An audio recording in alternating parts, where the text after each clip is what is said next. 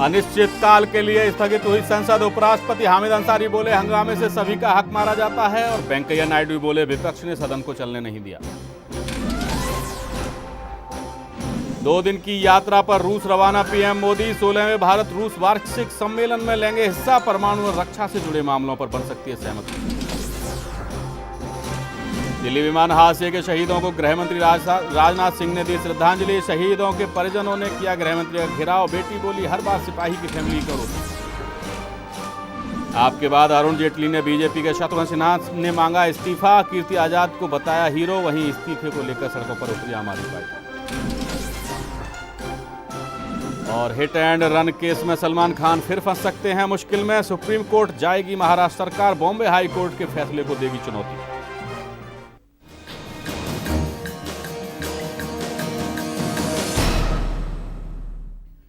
नमस्कार, आप देख रहे हैं A to Z न्यूज और स्वागत है आपका हमारी इस खास पेशकश में। चलिए आज बात करते हैं संसद भवन की ओर। अहम बात यह भी है कि आज सत्र का आखिरी दिन था। इसमें हम आपको बताएंगे कि पूरे संसद भवन के बारे में दिखाएंगे पार्लियामेंट की खास तस्वीर कि क्यों है ये इतना खास। इससे जुड़ी कई चीजें अहम हैं। यहाँ होते हैं तर्क वितर्क, यहाँ होती है बहस, कई बातों पर चर्चा की जगह है संसद भवन। चलिए बताते हैं क्यों है संसद भवन खास।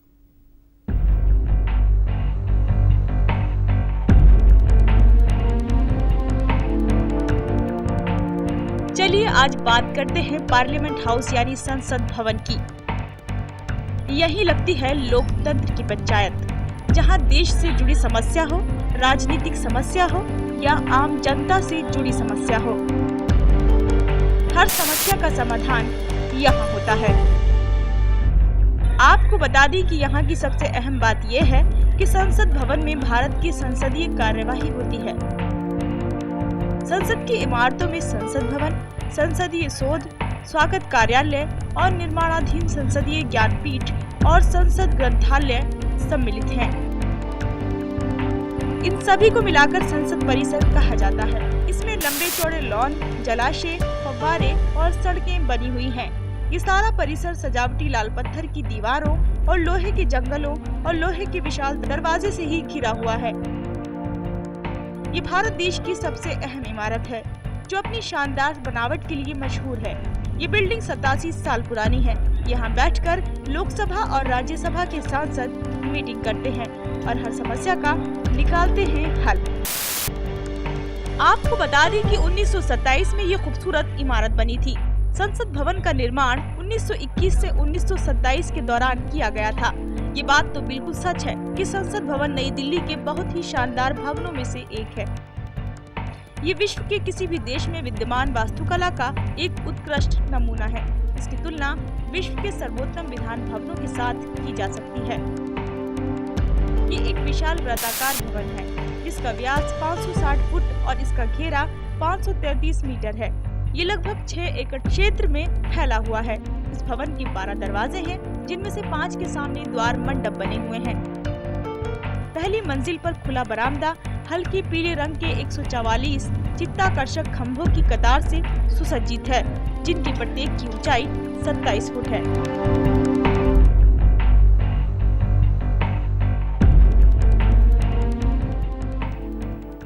तो अभी आपको हमने दिखाया कि क्यों खास है आखिर भारतीय संसद और क्या खासियतें हैं इसकी और क्या काम होता है यहाँ पर। लेकिन फिलहाल पूरे शीतकालीन सत्र जो कि 26 नवंबर से शुरू हुआ था और 23 दिसंबर को इसकी कार्रवाई खत्म हुई है और अब ये अनिश्चितकालीन काल तक के लिए स्थगित किया गया है कार्रवाई को।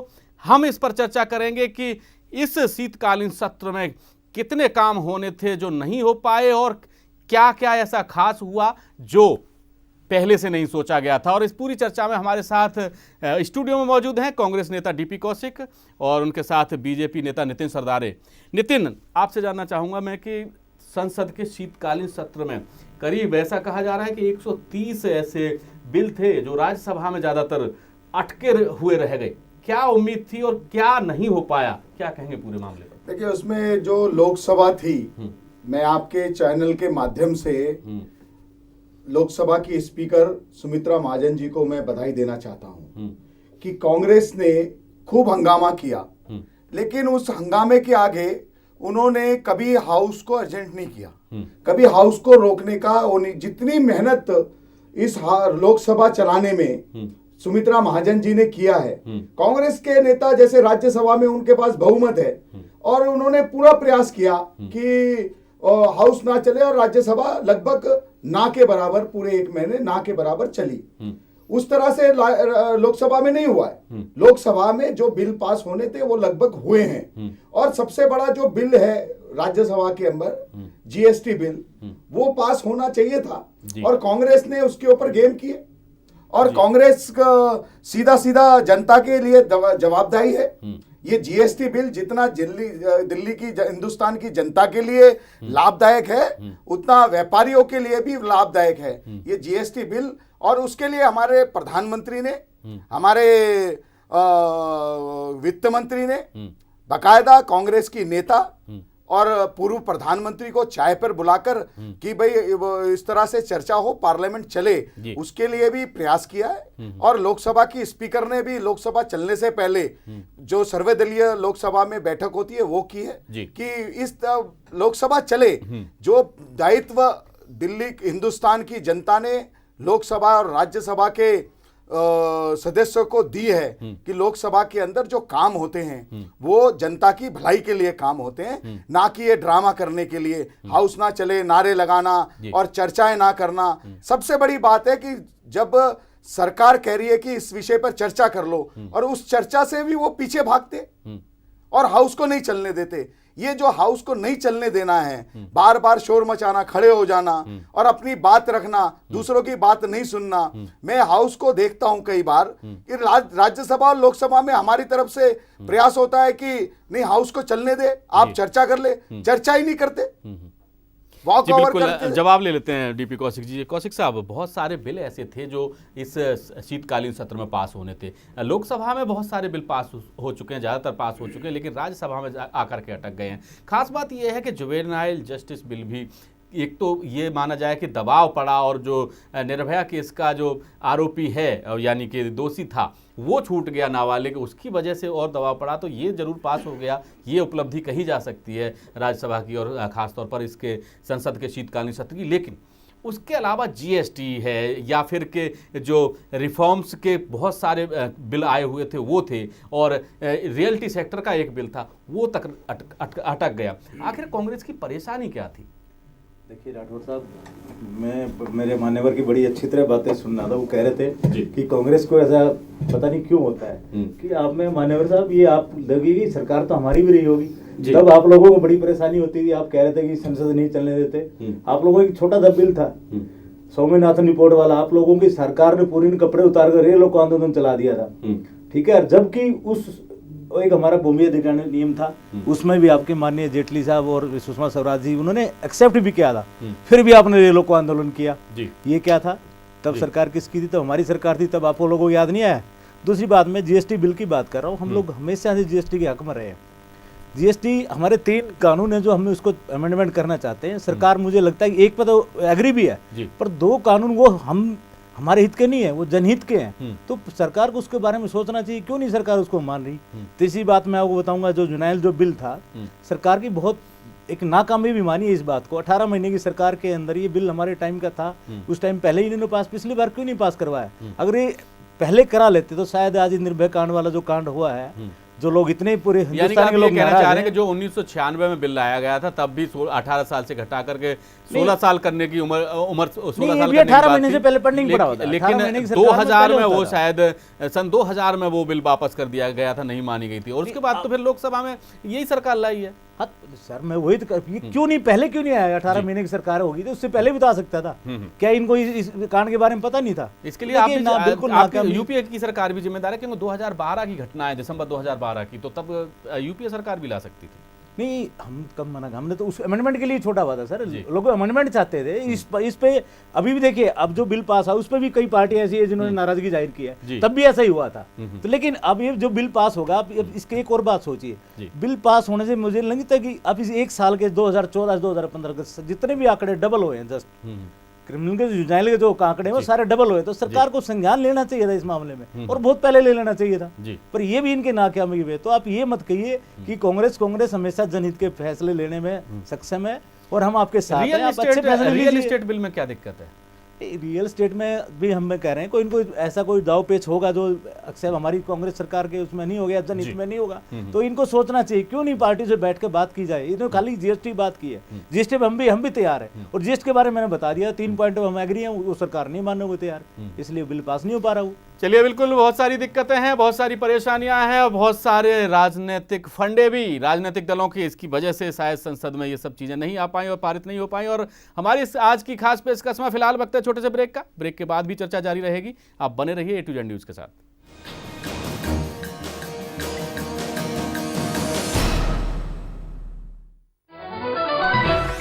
Watch your favorite A to Z news channel just a click away.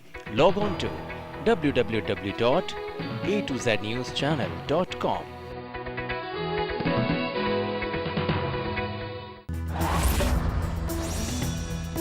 नई उम्मीद, नया जोश, जोश मोबाइल।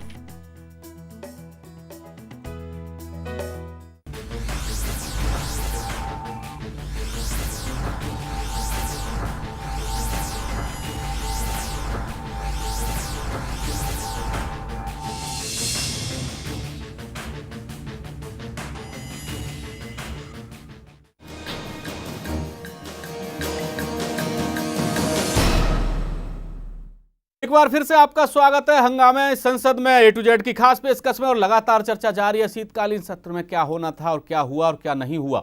और हमारे साथ लगातार चर्चा में शामिल हैं DP कौशिक, कांग्रेस के नेता, और बीजेपी नेता नितिन सरदारे।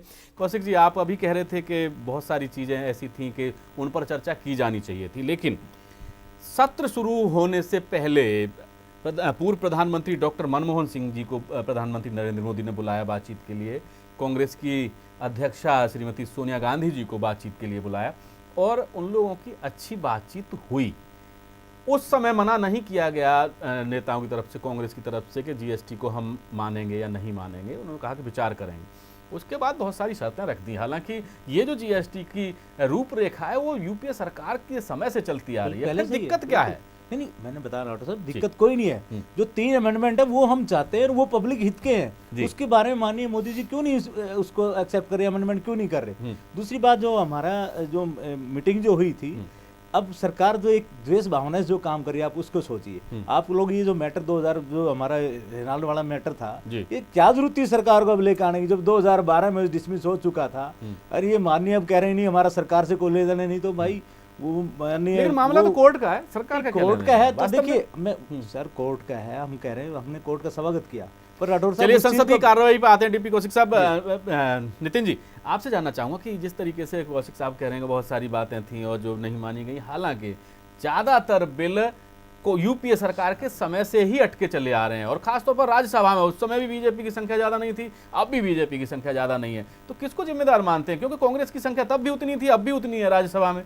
अब विपक्ष की ओर से हंगामा करके राज्यसभा में ही सारे बिल अटकाए हुए हैं। हाँ, जैसे राठौर जी आपने कहा कि सारे बिल ही राज्यसभा में अटके हुए हैं जी।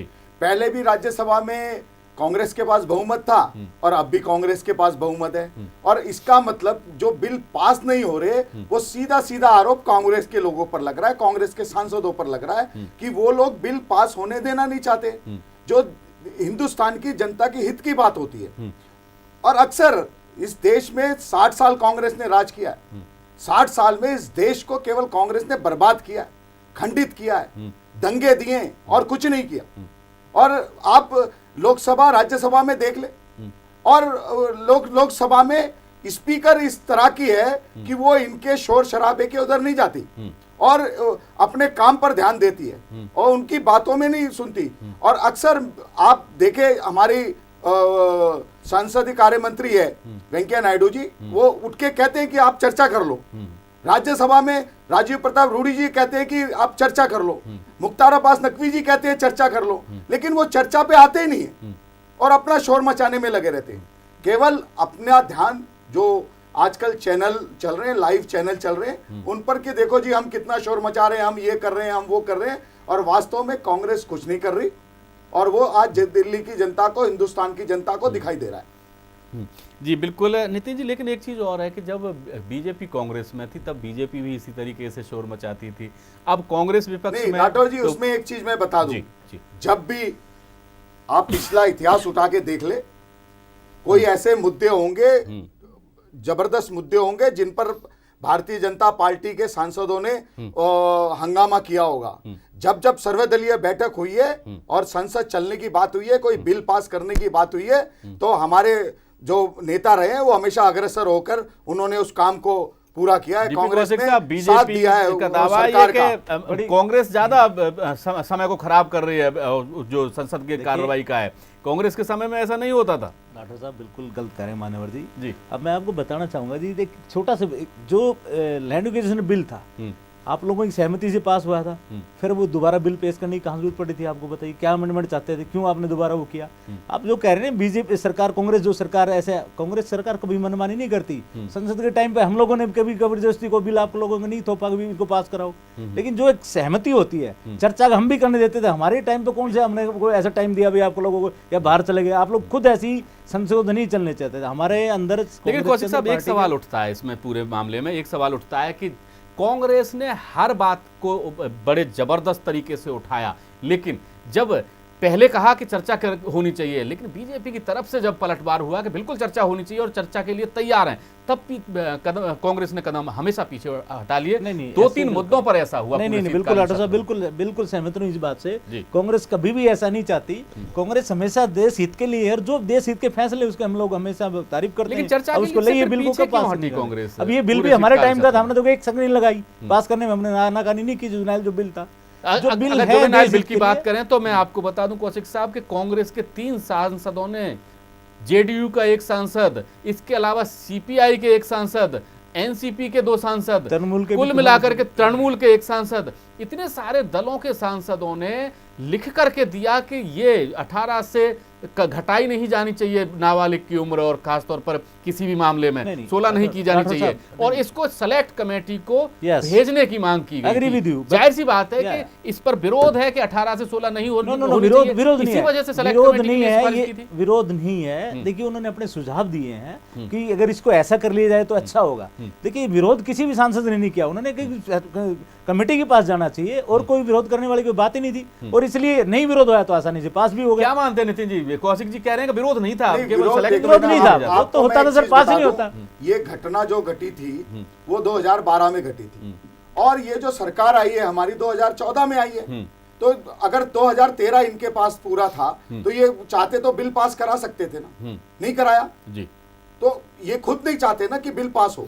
बिल कांग्रेस नहीं चाहती कि बिल आया था सर, वो कमेटी के पास पड़ा होता, पहले अमेंडमेंट होना था, किया ही नहीं। 18-16 होने दिया ना सर, 18-16 पे अमेंडमेंट हो। उस टाइम अपोजिशन में आप ही थे, उस टाइम अपोजिशन में आप ही थे। भारतीय जनता पार्टी की सरकार आ गई तो भारतीय जनता पार्टी की सरकार नहीं कर रही, भारतीय जनता पार्टी की सरकार क्या आप लोगों ने अकेले पास कर लिया? वो अभी तो कांग्रेस विपक्ष में थी।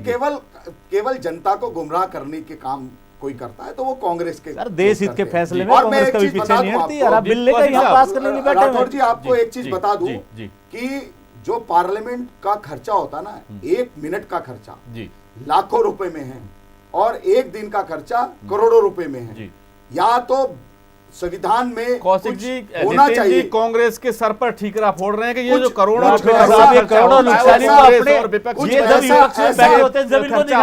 बेकार गया संसद की पूरा। दूसरी बात, सरकार क्या बनी है और आप आज इस बात को कहने को तैयार बैठेगी संसद की इतना नुकसान हो रहा है, आप लोगों को पहले दिखाई नहीं देता था। मैं आपके चैनल से एक चीज और कहना चाहता हूं, संसद के बिल को पास होने के लिए कभी कांग्रेस अपोज कर ही नहीं रही, किसी बिल को नहीं कर रही। अच्छे बिल लेकर नहीं चलने देता, उस दिन उसकी तनख्वाह नहीं मिलनी चाहिए, उसकी तनख्वाह काट देनी चाहिए। नहीं काम नहीं पेमेंट, जो काम करेगा उसे पेमेंट दिया जाए, जो काम नहीं करेगा उसकी तनख्वाह लोकसभा में और राज्यसभा में होना चाहिए। देश में अगर जबरदस्ती को बिल थोपोगे तो उसको एक्सेप्ट कौन करेगा? देशवासी तो नहीं करेंगे। नहीं, पार्लियामेंट तो चलने दो ना, पार्लियामेंट ही नहीं चलने दे रहे आप, पार्लियामेंट तो चलने दो। पार्लियामेंट आप पार्लियामेंट में विपक्ष का होना बहुत जरूरी है। चलिए कौशिक जी, उसको मानते ही नहीं। कौशिक जी, एक सवाल और उठता है, एक सवाल और उठता है नितिन जी, कौशिक जी, एक सवाल और उठता है, आपके 40 साल आपने कांग्रेस ने, कौशिक जी एक सवाल और उठता है कि कांग्रेस ने दूसरे विपक्षी दलों के साथ मिलकर के मांग की कि सरकार संसद की कार्रवाई जैसे ही शुरू होती है शीतकालीन सत्र की तो सबसे पहले असहिष्णुता पर चर्चा कराए। सरकार ने मान ली मांग, उसके बावजूद चर्चा के बाद फिर वही हंगामा, फिर वही तनातनी और फिर वही बेल में आकर के सांसदों का प्रदर्शन करना, कार्रवाई नहीं चलने दी। अगर कांग्रेस की ये मांग थी कि असहिष्णुता पर चर्चा वो हो गई, उसके बाद क्या दिक्कत है? राठौर साहब, ऐसे चिंता का जब मुद्दा इतना उठा ही कैसे, मुझे बता दीजिए। सरकार पहले क्यों नहीं हुई ना? नहीं, हमने नहीं सर, देश में अगर इतने बड़े बड़े बुद्धिजीवी ऐसा वो बेचारे अपने लौटा रहे हैं तो सरकार को क्या, वो उसी टाइम पे क्या, मान लो माननीय गृह मंत्री आ गए, मान लो वो चर्चा तो हो गई, वो मुद्दा वहां तक आता ही नहीं, वो चर्चा तो हो गई, उसके बाद मुद्दा वहां तक पहुंचे इसलिए। अब वो बुद्धिजीवी कहां गए? ये काम है ना बीजेपी सरकार का काम करने का है, ये तरीका इनका है। कांग्रेस कभी नहीं चाहती इस तरह की बातें, ये तो बोल दिया सब कांग्रेस के लोग थे। अरे इतना बुद्धिजीवी वर्ग कांग्रेस का नहीं होता, कोई साहित्यकार को, फिल्मकार हो, कांग्रेस का नहीं होता, वो देश हित चाहता हूं कि अब उसके लिए भी राजनीति कर रहे हैं। अब वो जो निर्भय कांड का अपराधी छूट गया, अब वो बुद्धिजीवी कहां गए? उस बच्ची को न्याय क्यों नहीं दिलाते? क्यों नहीं किया आपने 18 महीने पहले? और केवल ये देखिए, ये कांग्रेस के लोग और कम्युनिस्ट के लोगों ने इस तरह से देश के अंदर वातावरण पैदा कर दिया। मैं पूछना चाह रहा हूँ, 18 महीने हो गए, बिल पहले पास क्यों नहीं हुआ? पहले क्यों नहीं रखा आपने? बुद्धिजीवी की बात कर रहा हूं, ये जिम्मेदारी तो कांग्रेस की भी बनती है। इससे पहले तो बनना चाहिए था ना, हमने तो बना दिया, हमारा टाइम आया। कौशिक साहब, ये जिम्मेदारी तो कांग्रेस की भी बनती है। इन्होंने रखा, हमने कब पास नहीं किया? पुरस्कार वापस नहीं कर रहा, आने दिया भाई, पता ही नहीं था इस मामले में। अच्छा चलिए अब कौशिक साहब, मैं ये आपसे पूछना चाहूंगा कि अब इसका उपाय क्या है कि आगे जो सत्र आएंगे वो ठीक से चल पाए? देखिए राठौर साहब, कांग्रेस में बताऊं हमेशा देश हित के फैसले के लिए हमेशा तत्पर तैयार आ गए। हमारे सांसद सारे बैठे हुए हैं, जो अच्छे फैसले आएंगे सरकार के, कांग्रेस तैयार है। नितिन जी, आप आपके फैसले हम स्वागत हमारी तरफ से, लेकिन देश हित में राजनीति ना करे। जैसे ही पार्लियामेंट शुरू होती है, सर्वदलीय बैठक होती है, उनसे सारे नेताओं से पूछा जाता है कि कोई दिक्कत हो, परेशानी हो, वो उस टाइम अंदर मीटिंग में तो कहते नहीं हम हाउस चलने देंगे कल से, और हाउस में जाते ही वो नारे लगाना शुरू कर देते हैं। नॉट ओनली कांग्रेस, सारी पार्टियां इनके खिलाफ हैं, इससे नहीं करे, पार्टी सारी खिलाफ है। इससे पहले इसका मतलब ये क्या सिविल लाइन ही नहीं है? किसी प्रधानमंत्री ने अपोजिशन लीडर को बुला के चाय पर ना बुलाया, कभी नहीं बुलाया। ये पहला प्रधानमंत्री। चलिए, बहुत अच्छी बात है। और आप हमारी इस खास पेशकश में कौशिक साहब आप शामिल हुए, आपका बहुत बहुत धन्यवाद। नितिन सरदारे आप शामिल हुए, आपका बहुत बहुत धन्यवाद। लेकिन सवाल फिर भी अभी यही है कि शीतकालीन सत्र से पहले के सत्र जो थे, वर्षाकालीन सत्र था, वो भी इसी तरीके से हंगामे की भेंट चढ़ गया था, और अब शीतकालीन सत्र भी हंगामे की भेंट चढ़ गया है। आगे ऐसा ना हो, आगे के सत्र संसद के अच्छे तरीके से चल सकें और उनमें जो प्रस्ताव लाए गए हैं, बिल लाए गए हैं, कानून संशोधन के प्रस्ताव लाए गए हैं, वो आसानी से पास हो सकें, इसके लिए जरूर सोचना होगा देश के कर्णधारों को, जो कि चुनाव जीत करके संसद में पहुंचते हैं। और फिलहाल आज की हमारी इस खास पेशकश में बस इतना ही। देश और दुनिया की खबरों के लिए आप देखते रहिए A to Z न्यूज़। नमस्कार।